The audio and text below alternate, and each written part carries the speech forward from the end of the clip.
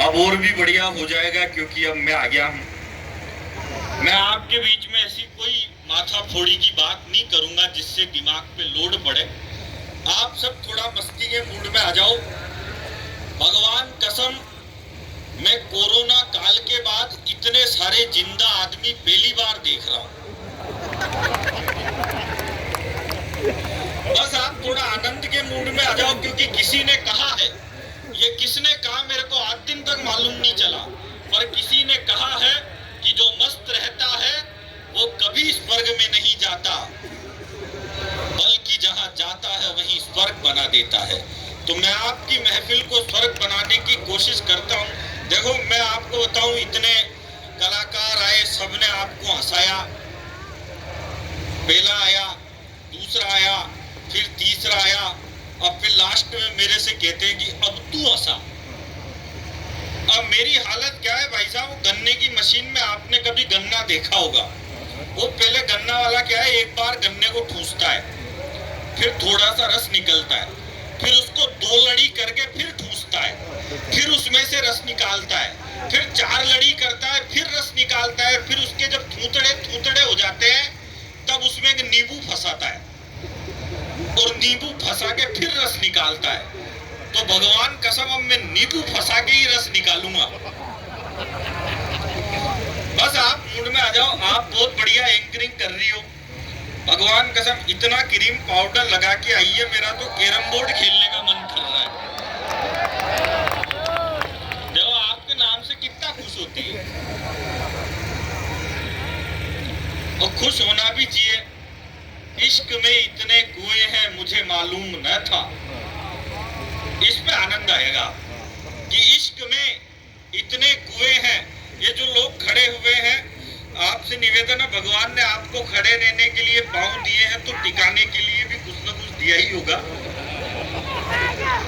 वैसे भी डार्विन का सिद्धांत है कि हम शरीर के जिन अंगों का प्रयोग नहीं करते वो धीरे धीरे लुप्त हो जाया करते हैं।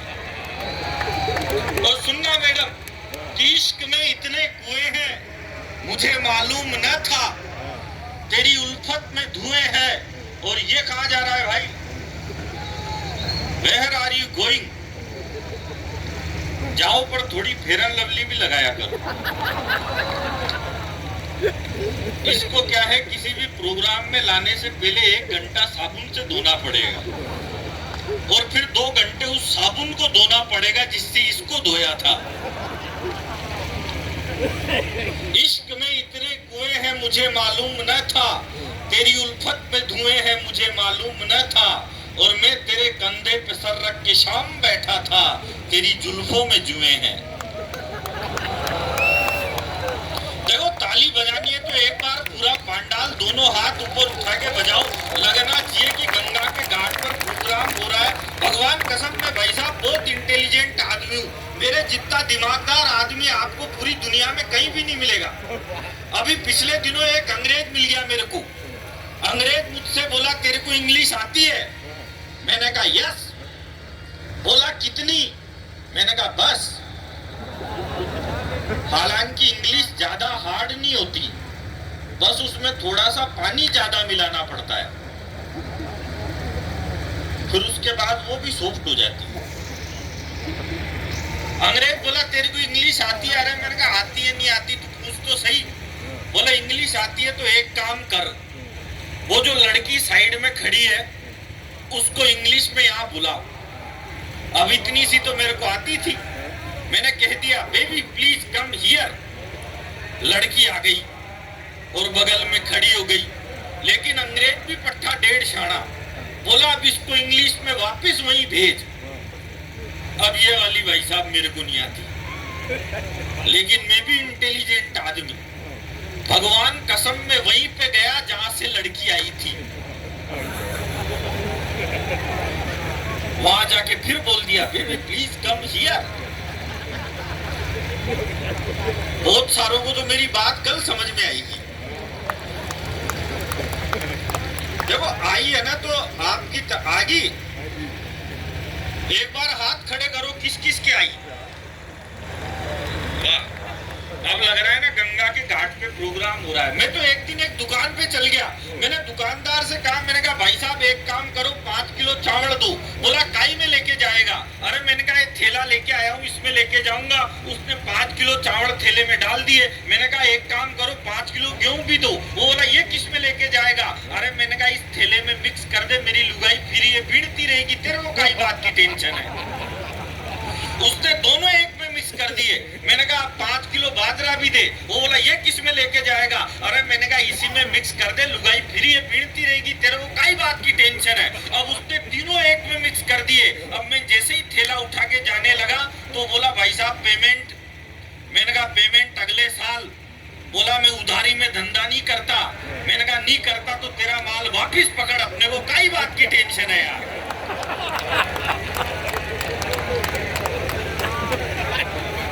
दिमाग से काम करना पड़ता है। और अब तो हमारे देश ने इतनी तरक्की कर ली, अब तो हम चांद पे पहुंच गए।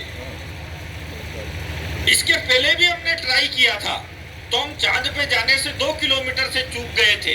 तो ये सारे छोरे छोरी बावड़े हो गए। ये फेसबुक, ट्विटर, व्हाट्सएप पे लिखने लग गए, बोले हिंदुस्तान चांद पे जाने से 2 किलोमीटर से चूक गया, हमारा विक्रम चांद पे जाने से 2 किलोमीटर से चूक गया। अब मैं आपको एक बात बताऊं, हम 4 भाई हैं।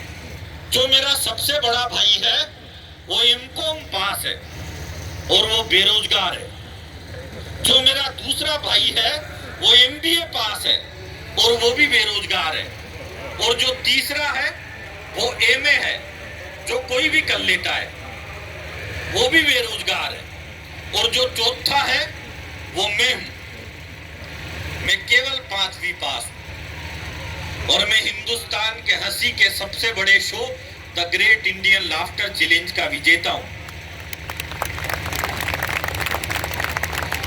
इसमें ताली बजाने की कोई बात नहीं थी। बात यह है कि मैं केवल 5वीं पास हूं और उन एमबीए, एमकॉम वालों का खर्चा भी मैं ही उठा रहा हूं। मैं कोई छोटा मोटा आदमी थोड़ी हूं। भाई साहब, मैंने लाफ्टर चैलेंज में जिनको हराया उनमें से एक तो पंजाब का मुख्यमंत्री है। और बात ये भी नहीं है, बात ये है कि जो बेवकूफ बोल रहे थे कि हम चांद पे जाने से 2 किलोमीटर से चूक गए, हम चांद पे जाने से 2 किलोमीटर से चूक गए। अब एक बात बताओ, जब मेरे पिताजी को लाफ्टर चैंपियन पैदा करने के लिए 3 पड़ाव पार करने पड़े और ये एक बार में ही बोल रहे, बोले हम चांद पे जाने से 2 किलोमीटर से चूक गए, हम चांद पे जाने से 2 किलोमीटर से चूक गए। अरे ट्राई करो तो पहुंचेंगे चांद पे। अभी हम वर्ल्ड कप हार गए, अब ट्राई करेंगे तो अगली बार पहुंच जाएंगे। ज्यादा पढ़ा लिखा होने से कुछ भी नहीं होता। अब आप सब पढ़े लिखे लोग हो। मैडम आप भी पढ़ी लिखी हो, तभी तो आपको मुंबई से इतनी दूर बुलाया, नहीं तो आसपास से नहीं बुला लेते। लेकिन पढ़ लिख के आप लोगों ने भी कौन सा तीर मार लिया। सुनो तो 5वीं पास को ही रहे हो। और ज्यादा पढ़ा लिखा होने से कुछ भी नहीं होता। आप कितना भी पढ़ लिख लो, लेकिन अगर आपको माँ के हाथ की रोटी से ज्यादा स्वाद पिज्जा, चाउमीन और बर्गर में आने लग जाए तो समझ जाओ आपका पढ़ना लिखना बेकार है।